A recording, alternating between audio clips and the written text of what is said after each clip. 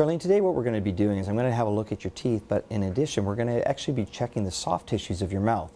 We're going to be looking with something called the VELscope, and This video provides an outline of how to conduct a VELscope VX examination, from initial patient greeting through the entire process.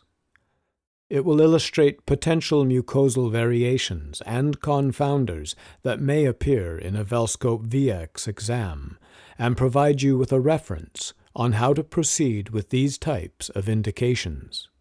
Overall, the video aims to help develop your confidence in effectively integrating the VELscope VX technology as part of your patient assessment process.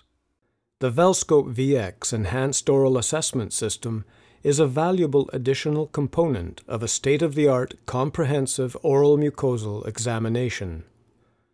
The VELscope VX is intended to be used in combination with the traditional intra- and extraoral head and neck physical examination using standard incandescent light and palpation.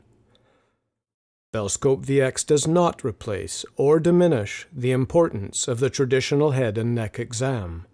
Rather, it serves to complement and strengthen the traditional protocol.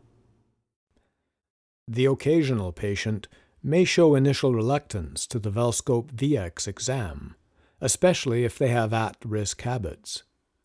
It's important to introduce the procedure in a way that puts patients at ease. Tell your patients that relatively few advances have been made to significantly enhance the visualization of the soft tissues of the oral cavity. VELscope VX is an excellent new technology that has been adopted as part of your office's enhanced patient care. The VELscope helps you assess the health of their oral tissues and can aid in the early discovery of tissue abnormalities, including cancer and precancerous lesions. Besides oral cancer, there are many types of conditions that occur in the oral cavity that can indicate problems with oral and systemic health. The VELscope VX exam is now established as a regular part of your office's initial assessment and periodic recall protocol. Remind your patients that discovering oral disease early can improve oral health, lead to less invasive, more effective treatment, and improved outcomes. Reduce preventable medical expenses for extensive surgery and post-op care. In some cases, even save a life. The VELscope VX procedure may or may not be covered by the patient's insurance plan. However, for minimal cost, a VELscope VX exam as a component of the traditional head and neck exam will provide valuable insight into the state of their oral health. Here are a few facts about oral cancer you may wish to convey to patients when introducing the VELscope VX. About 25% of oral cancers occur in people who do not fit the profile of high risk. These people have no history of excess tobacco or alcohol use and are not immunocompromised. Although the risk of oral cancer increases with age, an increasing number of patients under the age of 40 are being diagnosed with the disease. On average, somebody in North America dies of oral cancer every hour of every day. Conduct a thorough extraoral and intraoral examination, both visually and manually, palpating all of the structures of the head, neck, and intraoral mucosal surfaces. Ensure that the patient is wearing the safety glasses provided with the system. You are now ready to repeat the intraoral examination, this time using VELscope VX. Begin by covering the VELscope VX handpiece with a VELsheath VX. The VELsheath VX is a single-use, disposable plastic barrier used to enhance asepsis and minimize the risk of patient-to-patient cross-contamination. The VELsheath VX has been designed specifically for the VELscope VX handpiece, with cutouts on the top to help ensure that the clinician and patient side optics and the air grills are not covered. Next, attach a VELcap VX. The VELcap VX is a protective, single-use, disposable lens cover. VELcaps must be changed between patients to ensure asepsis, to prevent cross-contamination, to minimize fogging, and to protect the VELscope VX's sophisticated optics. Hold the VELcap VX by the rim. Position it parallel to the front face of the unit and gently engage the paper tabs into the groove on the outside of the handpiece.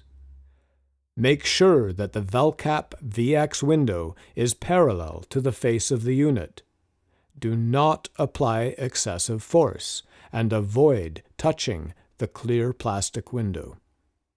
Before you begin, minimize ambient light to the extent you are able. Turn off the dental operating light. It's a good idea, if possible, to turn off operatory lights, lower blinds, and face the patient away from direct sources of light, such as windows. The VELscope VX handpiece emits a cone of blue light from the ring of blue LEDs situated around the front face of the unit. Position the VX handpiece approximately 3 to 4 inches from the tissue of interest. At distances of approximately 3 inches or less, the beam pattern will create a dark central area. This dark spot results from non-uniform illumination and could be mistaken for a genuine loss of fluorescence. Avoid this by positioning the VELscope VX no closer than 3 inches from the target tissue. Loupes have a narrow field of view. If you use loupes, we recommend that you first survey the entire mouth using the VELscope VX without magnification, to visualize the overall pattern of fluorescence. Loupes can then be used to provide a magnified view of a particular area of interest. When using loupes, hold the VELscope VX the same distance from the mouth as when viewing without magnification, and then find a comfortable distance from the end of the gray eyepiece that allows you to achieve a focal point at the mucosa. Move your head, not the VELscope VX, for focus. During the examination process, full inspection of all mucosal surfaces is necessary and can sometimes be difficult to obtain. Use gauze squares to grip the lateral border of the tongue with one hand and extend the tongue to the opposite side by pulling it laterally toward the corner of the mouth on the opposite side. Or, have the patient extend their tongue as far as possible to the opposite side while using a dental mirror, retractor, or tongue blade to retract the cheek. A similar process is necessary for assessing the entire buccal mucosa by using a dental mirror or other instrument as a retractor, thus allowing direct illumination of the tissue with the VELscope VX. Retraction of the lips to allow full observation of the mucosa of the inner surface of the lip and labial fold can be difficult and may require use of a retractor or mirror. Visual assessment of the oropharynx and soft palate may require use of a dental mirror or tongue blade to retract the tongue during speech or when the patient is asked to say ah, ah, ah. The need to retract all of the appropriate tissues is the same whether using white light or the VELscope VX.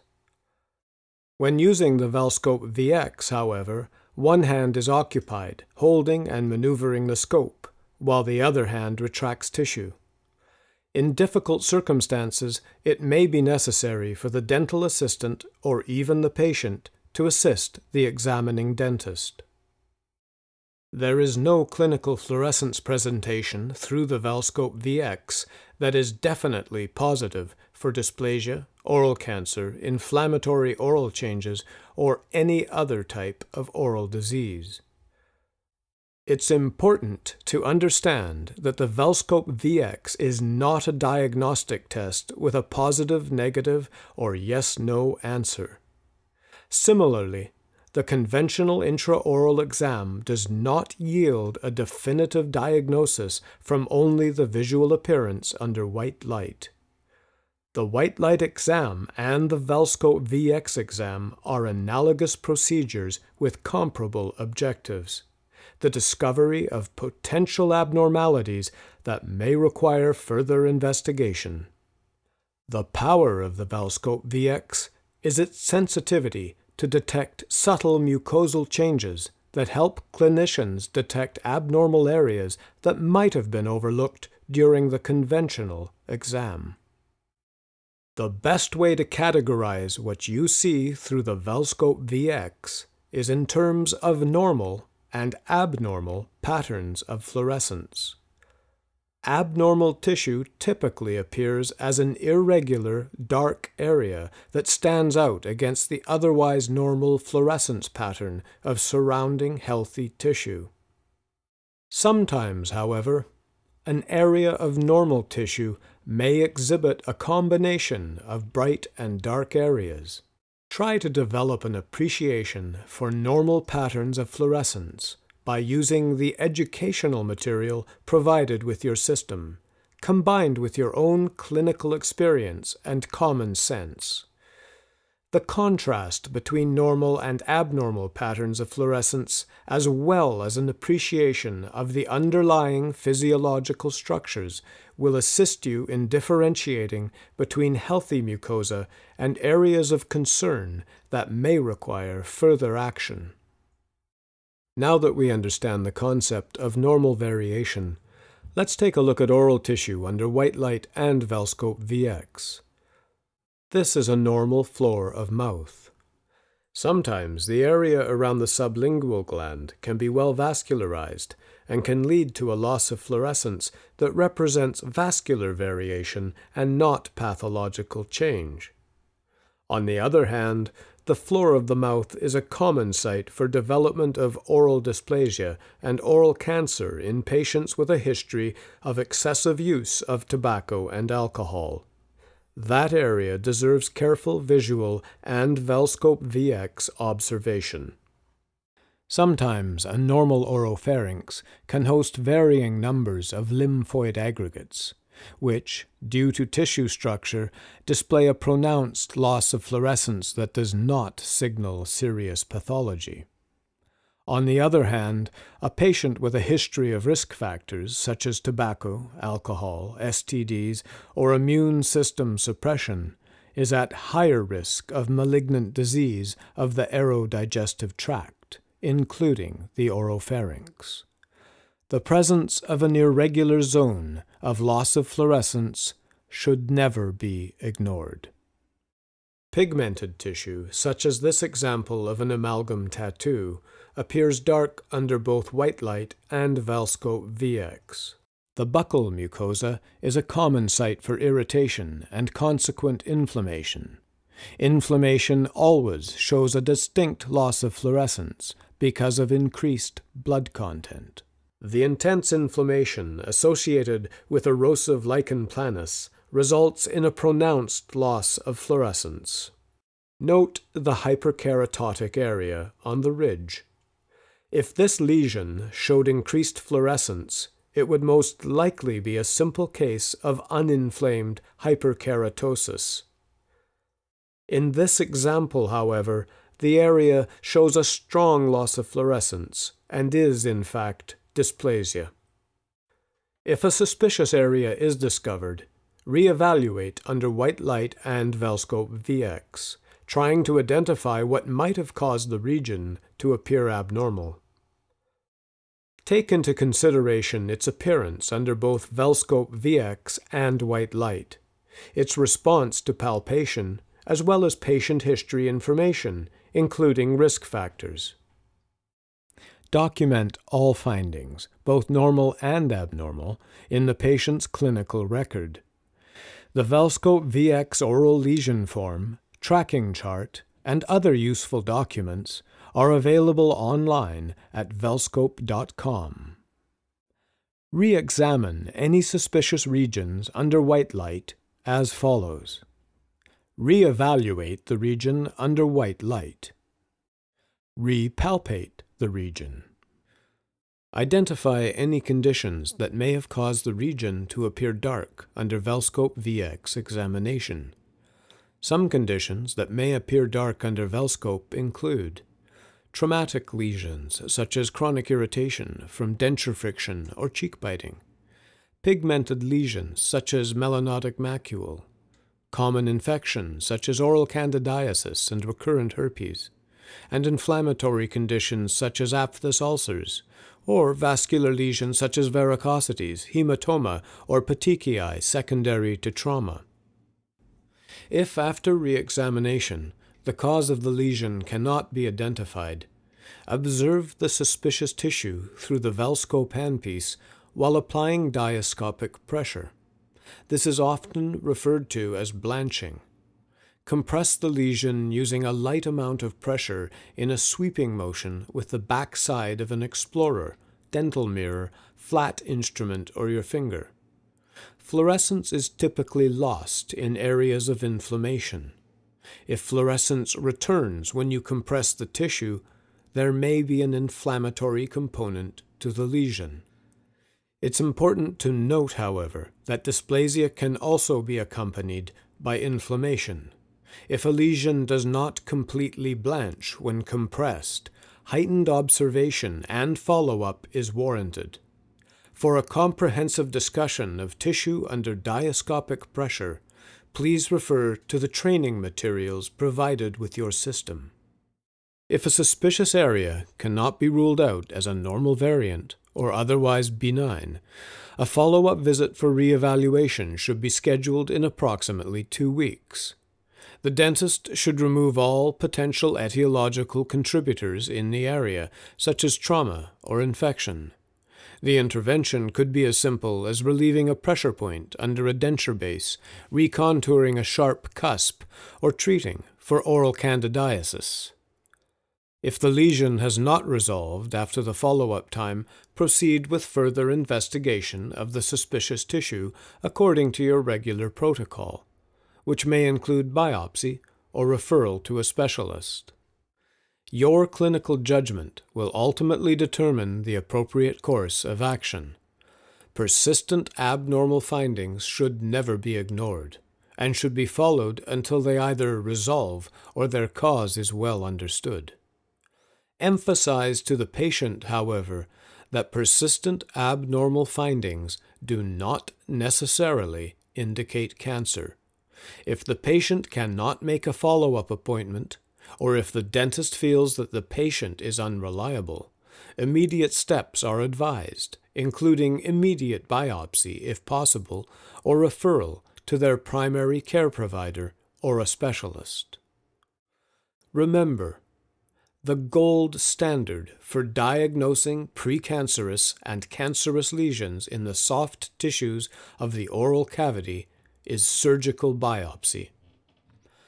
A biopsy that returns a result of dysplasia or any other pathology is a valuable finding, not a false positive.